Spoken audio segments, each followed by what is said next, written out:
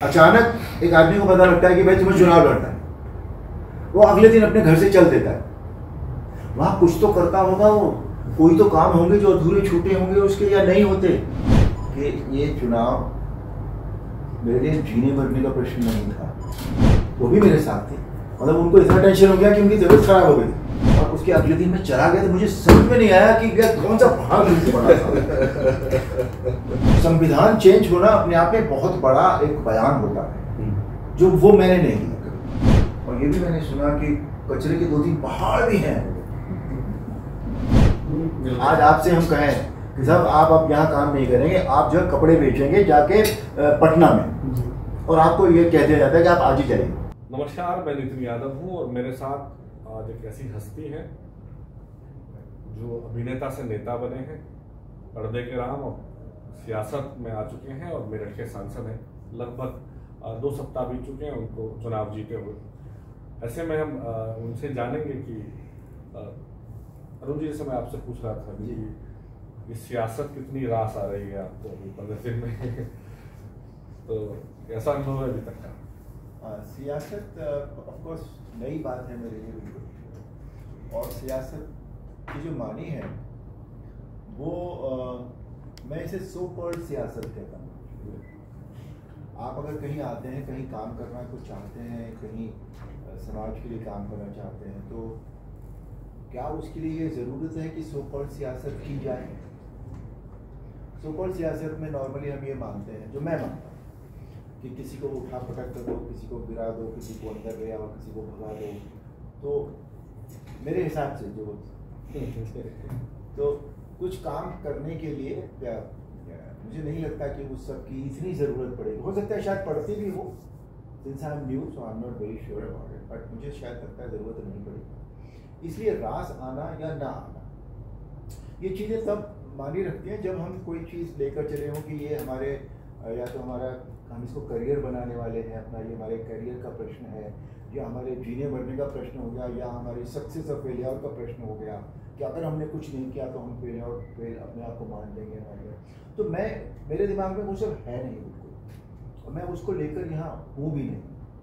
मैं as simple in the simple words में ये कहना चाहता हूँ कि यहाँ के लिए जो हो सकता है वो मेरी पूरी जितनी मेरे में सक्षमता है या योग्यता है और जो मेरी काम करने की जो मैं चाहता हूँ, जो मेरी इच्छा है, उसके अनुसार मैं कार्य करूँगा। जो भी यहाँ की प्रॉब्लम्स होगी, लोकल प्रॉब्लम्स अलग होती हैं, जो रोज़मर्रा की प्रॉब्लम्स होती हैं किसी भी शहर की। एक कुछ चीज़ें ऐसी होती हैं जो बड़े शहर के विकास के लिए ज़रूरत होती है कि भाई यहाँ क्या क्या काम होता है, उसके लिए और क्या क्या चाहिए ताकि हम इस काम को, इस शहर को अच्छा बड़ा बना सकें। तो वो सारी चीज़ें जो जैसे जैसे as it comes to me, I have decided that I will take it up in that fashion. एक बात बड़ी वायरल हुई थी, आपको खराब भी लगी होगी। लोगों ने पूछा था कि शहर के प्रमुख मुद्दे क्या हैं, और आपने कहा कि मैं बता दूंगा बाद में। तो इसके बाद अच्छा ये बुराई तमाम तरह की चीज़ें होंगी, तो इसको लेके आपका क्या कहना है कि इस तरह के सवाल जब शुरू में आ रहे थे तो ये टिपिकल एक एटीट्यूड है। ट्रेडिशनली इस तरह के सवाल पूछे जाते हैं उम्मीदवार से कि आप किन मुद्दों को लेकर अब इलेक्शन लड़ने आए हैं।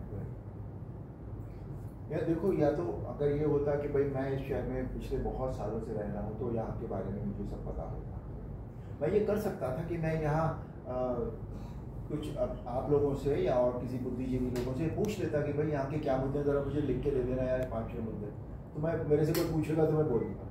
और मुझे लगा वो ईमानदारी नहीं थी, मुझे खुद समझ में आना चाहिए कि यहाँ क्या चीज़ें हैं, या लोग मुझे बताएं। वैसे तो अरुण गोविल जी की शख्सियत ऐसी है कि जितनी बातें होंगी बहुत लंबी होती चली जाएंगी। हमारे साथी हैं, टीम है मेरठ के, जो वेस्ट यूपी के मिजाज को लोग समझते हैं, पूरा चुनाव इन्हीं लोगों ने कवर किया। तो मैं एक एक सवाल इन सभी साथियों से चाहूँगा कि जो कोर इशू, मैंने तो कहीं आपसे मजाक मस्ती की बात भी की, तो शुरू करते हैं इधर से करते हैं। तो सचिन चाहिए, आप सब मुंबई से आते हैं, मेरठ के रहने वाले हैं, मुंबई में लंबे समय तक आपने अदाकारी की, तो मेरठ को लेके आपने कुछ विशेष ऐसा सोचा है कि हम मेरठ को पूरे, मतलब मेरठ का नाम क्रांति की धरती कहलाता है, तमाम स्पोर्ट्स में पूरी दुनिया में मेरठ का नाम है, आपने मेरठ के लिए कुछ स्पेशल सोचा है क्या? मुझे इन दिनों कई चीज़ें पता लगी हैं जो काफ़ी दिन से कोशिश हो रही है यहाँ पर, जो जैसे एयरपोर्ट है, स्टेडियम नहीं है यहाँ पर अभी भी, एक रोड है वो रुकी पड़ी है बहुत टाइम से, तो ज्वेलर्स की डिमांड है कि भाई उनके लिए भी एक जगह को दी जाए। और दूसरा मैंने देखा है शहर में कचरे के ढेर बहुत है, और ये भी मैंने सुना कि कचरे के 2-3 पहाड़ भी हैं। है देखने भी जाएगा ये, और एक पास में ही है कचरे का। और शहर की जो सड़कें हैं उनकी भी हालत, बहुत सारी सड़कों की हालत तो बहुत अच्छी नहीं है, मोटर लॉगिंग भी होती है यहाँ।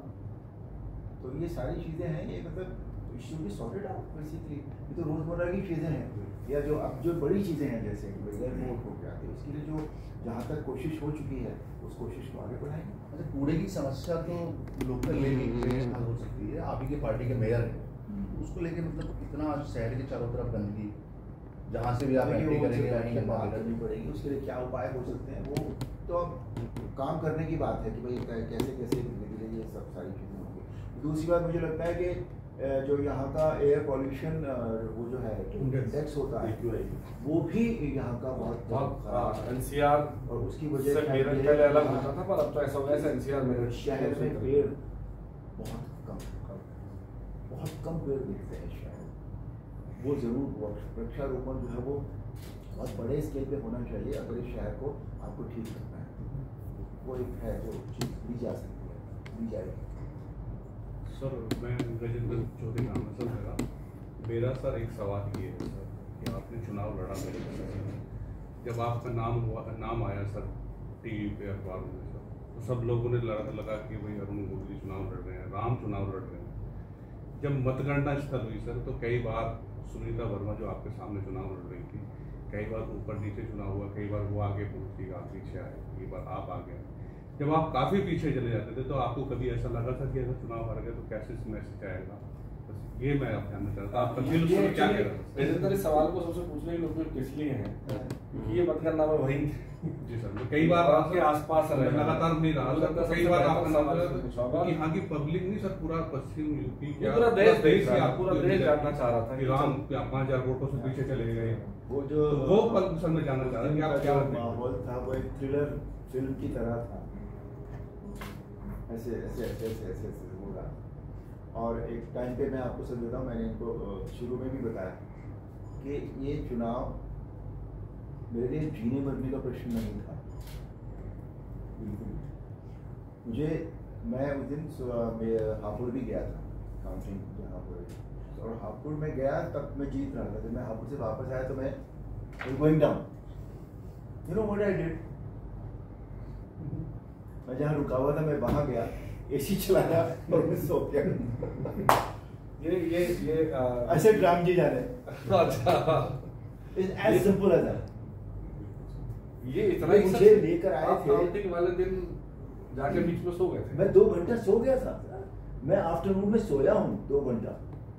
और आप ये सोचेंगे आप कि यार ये व्यक्ति ऊपर नीचे इतना चुनाव में काउंटिंग हो रही है, सो कैसे सकता है? अरे ये सवाल में नहीं, पूरा देश I can sleep in any condition. मुझे अपने आप को मेंटली रिलैक्स करना मैंने सीखा। मेरी पत्नी नहीं सोई, वो भी मेरे साथ थी, मतलब उनको इतना टेंशन हो गया कि उनकी तबीयत खराब हो गई। मुझे लगता है कि जब ये चुनाव जिस दिन काउंटिंग हो रही होगी तो शायद ही कोई देश का ऐसा प्रत्याशी होगा, प्रत्याशी समर्थक होगा, और हम सरकार तो बिल्कुल अलग है जो ये कहे कि मैं उस दिन मैं सो गया क्योंकि देखो मेरे हाथ में तो कुछ था नहीं वहाँ। फिर जब उठे 2 घंटे बाद तब नहीं, तभी भी मैं नीचे था। अच्छा, तभी भी मैं नीचे था, जब मैं 2 घंटे बाद उठा तभी भी मैं नीचे था, बहुत ज्यादा नीचे नहीं था, कुछ 10-11 हज़ार की फिगर शायद थी उस वक्त नीचे हुआ। उसके बाद भी ऊपर नीचे हुआ, पर मुझे ये नहीं हुआ था कि बिल्कुल भी मैं मतलब मैं अपने आप को क्या जवाब दूंगा या किसी और को क्या जवाब दूंगा या क्या होगा, बिकॉज अब जहाँ अपने हाथ में कुछ ना हो वहाँ टेंशन लेके क्या फायदा है। सिंपल थ्योरी बता रहा हूँ, जीने का तरीका बता रहा हूँ आपको। तो ये हुआ। तो फिर आप दोबारा काउंटिंग स्थल में कब पहुंचे? मैं तो शाम को गया था जब फिगर आ गई थी। अच्छा, ये 10,585 की फिगर आ गई। मतलब हापुड़ गए एक बार मेरठ गए?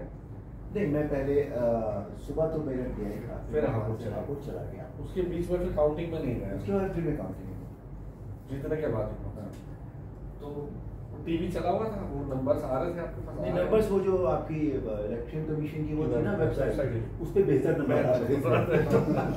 सही यार, हर 2 मिनट पे 3 मिनट में वो रिफ्रेश हो रहा था। तो वो जब मैंने देख लिया, हाँ 10,585 हो गया, मुझे यहाँ से फोन किया कि sir it's final now you come. Election commission की क्रेडिबिलिटी इस बार इस मामले में बहुत बड़ी बहुत बड़ा, उनकी वो वेबसाइट बहुत अच्छा काम, बहुत अच्छे काम किया। तो ये हुआ था भाई। सर मैं यासिर हूँ। मेरा एक सवाल ये है कि जिस दौरान चुनाव चल रहा था उस दौरान विपक्ष ने एक मुद्दा उठाया संविधान चेंज होने का, कि भाजपा आ गई तो संविधान चेंज हो जाएगी। सवाल आपसे हुआ और आपने भी कुछ बोला जिसको लेके विवाद हुआ था, आप उस पर अभी भी मुतफिक हैं? नहीं, मैंने उसको ये नहीं बोला कि संविधान चेंज हुआ है, संविधान चेंज कर देंगे। I never said this kind of thing at all. बिल्कुल बात कुछ निकली थी अमेंडमेंट्स की। अमेंडमेंट्स तो होते रहे हैं पहले भी, उसमें कोई नई बात तो नहीं है, अमेंडमेंट तो हुए हैं ना पहले भी। संविधान चेंज होना अपने आप में बहुत बड़ा एक बयान होता है, जो वो मैंने नहीं किया। मैं उस बात पे आज भी कहा। मेरा सवाल, मैं थोड़ा सा राजनीति से हटके वो सब हल्का करना चाहता हूँ कि सांसद बनने के बाद हम अरुण गोविल जी को अब सबसे पहले किस चीज में देखेंगे, मतलब किसी OTT में या किसी फिल्म में या किसी सीरियल में, और क्या रोल होगा आपका? पीछे मैंने 2-3 फिल्में की थी जो रिलीज जब होंगी, अब होंगी मुझे नहीं पता वो कब होंगी। वो पर्दे पर भी आ सकती हैं, OTT पर भी आ सकती हैं, क्योंकि वो बहुत बड़ी फिल्में तो नहीं थी, तो हो सकता है वो OTT पर आए। तो उनमें से किसी फिल्म में आप मुझे देख लेंगे। तो ये था, आप शायद रामायण एक फिल्म बन रही है जिसके लिए आप गए भी थे, उसके बाद वो शायद बंद हो गई है, ऐसा कुछ? नहीं, बंद है वो, चल पर वो फिल्म तो बहुत टाइम बाद रिलीज होगी। इस पे भी सवाल उठा था कि आपका फोटो बैग ले जाते हुए चुनाव के अगले दिन। अब कुछ भी छाप देगा, मुझे समझ में नहीं आता यार। एक आदमी, देखिए अचानक एक आदमी को पता लगता है कि भाई तुम्हें चुनाव लड़ना है, वो अगले दिन अपने घर से चल देता है। वहां कुछ तो करता होगा वो, कोई तो काम होंगे जो अधूरे छूटे होंगे उसके, या नहीं होते।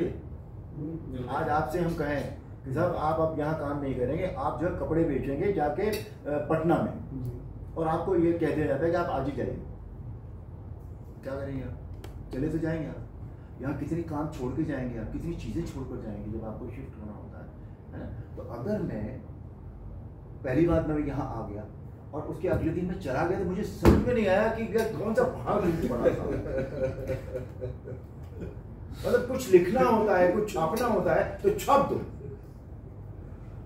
No, this is irresponsible attitude. मैं वो ट्वीट ढूंढ रहा हूँ, वो भी है, डिलीट हो गया? नहीं होगा, डिलीट हो गया। हाँ नहीं, हमने डिलीट कर हाँ, कहा गया था कि डिलीट कर दीजिए, तो हमने डिलीट। तो वो मतलब अब अगर मैं उसमें शर्ट पैंट पहने हुए हूँ तो वो भी लोगों को समझ में नहीं आता है, मतलब तुम चाहते क्या हो। तो मुझे किसी ने कहा सर आपको कुर्ता पजामा पहनना चाहिए, ये तो गलत संदेश जाएगा। एक तो मैं ये जो फ्रेज है ना, गलत संदेश जाएगा या अच्छा संदेश जाएगा, ये मैं सुन के परेशान हो गया। सच बता रहा हूँ आपको, कुर्ता पजामा पहनना चाहिए सर आपको। यार देखो, मुझे जो अच्छा लगेगा, मैं ये मानता हूँ कि जैसा देश वैसा फेस।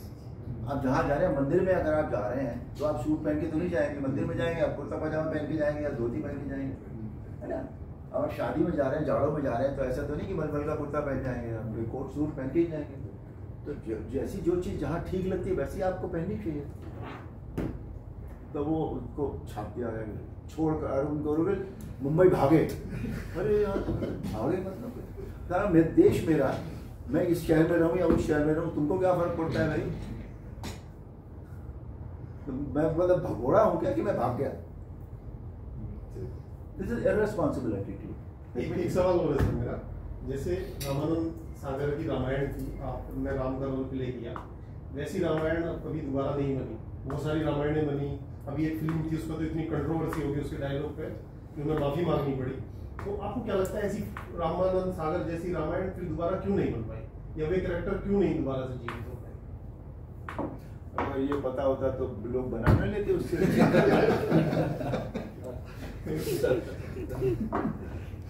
कई बार क्या होता है कि हर चीज इंसान नहीं बनाता है ना, कुछ काम ऐसे होते हैं जो वो करता है। ये वैसा काम था। इसके लिए मैं जो कुछ आपको तर्क भी दे सकता हूँ। राम जी के रोल के लिए मेरा ऑडिशन लेकर मुझे आउटराइट रिजेक्ट कर दिया गया था इसी रामायण के लिए।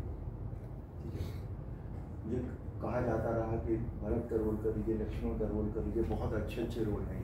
मैंने कहा मुझे रोल करने नहीं आया था, मैंने आपसे रोल नहीं मांगा था, मैंने आपसे श्री राम का चरित्र करने की बात की थी कि मैं वो करना चाहता हूँ। और मैंने ये भी नहीं कहा था कि श्री राम का रोल करना, मैंने कहा श्री राम का चरित्र करना है मुझे सागर साहब। और तब कहा था जबकि मुझे हर व्यक्ति ने ये कहा कि तुम ये क्या कर रहे हो, mythology is regarded as third grade project now at this moment, तुम अच्छी कमर्शियल फिल्में कर रहे हो। मैं उनके साथ भी फिल्म की थी मैंने बादल। मैंने कहा नहीं, मेरे मन में आया है मुझे ये करना है, और उन्होंने रिजेक्ट कर दिया। फिर बोले भरत का रोल कर लो, लक्ष्मण का रोल कर लो। मैंने कहा रोल नहीं करना है, रोल करने के लिए नहीं आया था। If I am not fit I mean fine, it's okay. 2-3 महीने निकल गए, उन्होंने किसी और को सेलेक्ट भी कर लिया एंड ऑल दैट। फिर उनका फोन आया, सागर साहब का थे, ठीक है। फिर उन्होंने कहा मुझसे कि जो साडी सिलेक्शन कमेटी है वो डिसाइड की थी कि तेरे बर्गर राम नहीं मिलना। और मैंने कहा था उनसे कि एक बार फिर से प्रूव हुआ है कि दुनिया भूल। आपने सबसे पहले मेरा ऑडिशन लिया था और आपको नहीं आते। डेस्टिन्ड थी ये प्रोजेक्ट, डेस्टिन्ड था। देखिए दूसरी बात, जो लक्ष्मण का रोल कर रहे थे वो 4 एपिसोड करने के बाद चले गए। अच्छा, अभी जो दुनिया ने बाद में जो लक्ष्मण देखे, सुन लिए ना, छोड़ गए। वो क्यों छोड़ गए? कि मैं टाइप्ड हो जाऊंगा। वो भी फिल्मों में काम करते थे, वो छोड़ के चले गए। तो जो शत्रुघ्न बने थे उनको लक्ष्मण बना दिया गया। ये अच्छी, मुझे लगता है सियासत के बहाने लोग ये रामायण के। आप बताइए कुछ अच्छे। तो ये डेस्टिन्ड है कि नहीं है?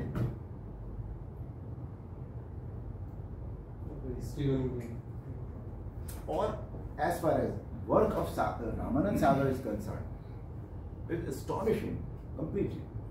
उनकी एक बेसिकली एक राइटर थे वो, फिल्मों में भी वो बताओ राइटर ही आए थे, बाद में डायरेक्टर बने। उनका जो राइटिंग का बेस्ट वर्क है ये, इतना अच्छा, इतने अच्छे संवाद, मुझे उनका और कोई वर्क इतना अच्छा नहीं दिखाई देता, इतना अच्छा रहा। और शायद सिलेक्शन लोगों का जो एक्टर्स थे वो बहुत अच्छा हो गया था। ध्यान स्पेशल इफेक्ट्स में नहीं था, बिल्कुल भी होते नहीं थे, टेक्नोलॉजी नहीं थी। एक्टर्स ने भी ठीक ठाक काम कर दिया था। हाँ, तीनों रोल सीता की तरह ही मानी गई। और बेसिकली क्या था, क्योंकि सागर साहब की आस्था थी रामायण में, इसलिए उन्होंने कमर्शियल पॉइंट ऑफ व्यू को होता ना कि यार कमर्शियली ये भी डाल दो, ये भी डाल दो, ये भी डाल दो, ये भी डाल दो, वो नहीं किया। कमर्शियल एस्पेक्ट में नहीं गए थे वो। ईमानदारी से जो कहानी थी, जिस तरह की जो वो बनाना चाहते थे वो बनाते चले गए। तो उन्होंने उसकी आत्मा जो थी ना, रामायण की जो आत्मा है, उसको बरकरार रखा, उसको छेड़ा नहीं माना। अब आप सांसद बन चुके सर, 2 सवाल। एक तो सर, परिवार में कितना जिम्मेदारी आपकी बढ़ गई और इधर समाज के प्रति कितनी जिम्मेदारी बढ़ गई? परिवार कैसा महसूस कर रहा है? परिवार को कैसा समय दे रहा है? धर्मपत्नी मतलब राजनीतिक कार्यों में साथ है, कैसे महसूस कर रहे हैं? पत्नी ने बताया, कैंपेन तो किया था ना। जी, तो 5 साल आप सांसद रहेंगे सर, तो ऐसा मन में कोई विचार कि मैं यहाँ की जनता के लिए इस 5 साल में वो चीज़ दे जाऊँ, वो चीज़ कर जाऊँ कि लोग मुझे याद रखें कि अभी गोविंद है। हम तो चाहेंगे कि आगे भी बढ़ती रहे। मेरे मन में वो कभी नहीं आता कि मैं कुछ ऐसा कर जाऊं कि लोग मुझे याद रखें। नहीं, मैं जब तक मैं हूं, मुझे एक बात बताइए, लोग अपने नाम के पत्थर लगवा देते हैं, ये कर, अरे तुम तो नहीं हो ना देखने को, दूसरे आदमी अगर याद कर भी रहे तो तुम्हें क्या मिल रहा है उससे, ये बताओ मेरे को। Are you getting anything out of it? No. मैं तो नहीं हूं ना यहाँ देखने के लिए कि लोग मुझे याद कर रहे हैं कि नहीं कर रहे हैं। मुझे लोग इस जिंदगी में याद करते रहें। That's what I want. परिवार का कितना सपोर्ट है सर? परिवार का पूरा सपोर्ट है सर, बिल्कुल। कैसा महसूस करते हैं? परिवार का पूरा सपोर्ट है। मेरी पत्नी इस बार इसलिए नहीं आई है मेरे साथ क्योंकि मेरा बेटा और उसका परिवार आया हुआ है, वो दे लिव इन सिंगापुर, तो वो क्योंकि आए हुए हैं इसलिए वो मेरे साथ नहीं आई है। अन्यथा मैं जब भी यहाँ आऊँगा, जब भी मैं यहाँ रहूँगा, वो मेरे साथ होगा। जैसे अभी आपने बताया बेटा सिंगापुर में रहता है, तो बच्चों का क्या रिएक्शन है सांसद और मूवी को लेकर? They feel thrilled because जो उनको रिएक्शन मिलते हैं उनके फ्रेंड्स के, उनके जानने वालों के, तो अच्छा लगता है। जब अपना आदमी एक किसी उसमें होता है, किसी प्रशंसा मिलती है, लोग कॉन्ग्रेचुलेट करते हैं उनको, तो I think they feel good,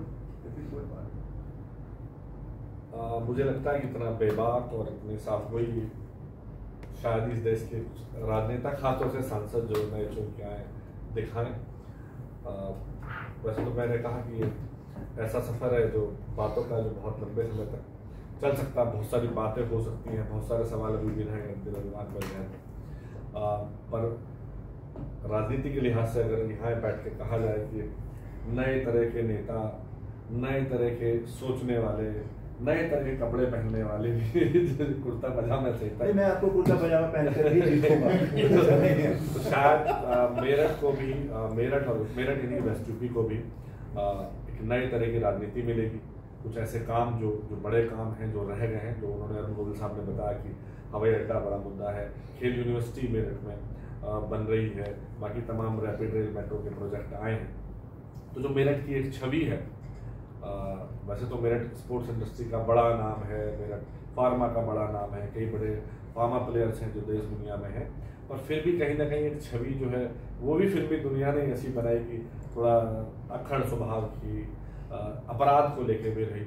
तो पर्दे के राम जब सियासत के राम हुए हैं, तो मुझे लगता है कि वो जो छवि है मेरठ की, वो भी शायद बेहतर होगी और विकास होगा। जिस तरह के उन्होंने बताया कि तमाम मुद्दों को उनकी समझ पकड़ है, जो अभी सफाई को लेके बोले, वाटर लॉगिंग को लेके बोले, और बहुत सारे हैं। तो अगली बार जब हम मिलेंगे तो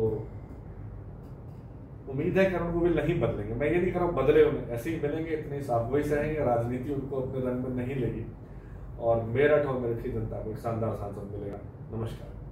अगर आप ये वीडियो YouTube पर देख रहे हैं तो हमारे चैनल को सब्सक्राइब करें और बेल आइकन को दबाना ना भूलें। अगर आप Facebook पर ये वीडियो देख रहे हैं तो हमारे पेज को लाइक करें।